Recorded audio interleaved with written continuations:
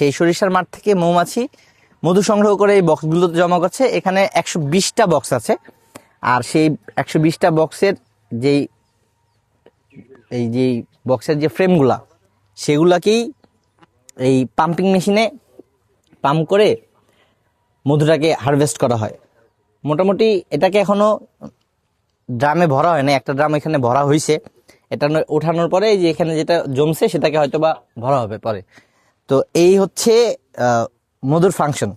আমি কিছুক্ষণ আগে লাইভে একটু চাকের মধু খাইছিলাম।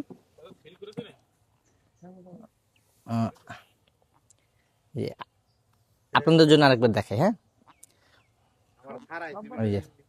এই যে দেখতে পাচ্ছেন যে প্রত্যেকটা সেল মধুতে টইটুম্বুর।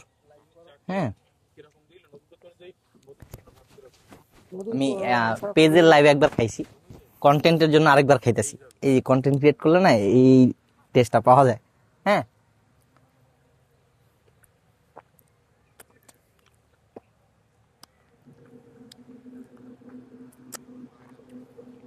মাশাআল্লাহ, অসাধারণ স্বাদ, অসাধারণ স্বাদ।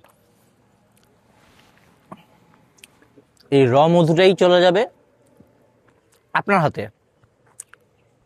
যারা আসুনা মধুঘরের মোড়কের পণ্য এই পর্যন্ত গ্রহণ করেছে, আমার কাছে থেকে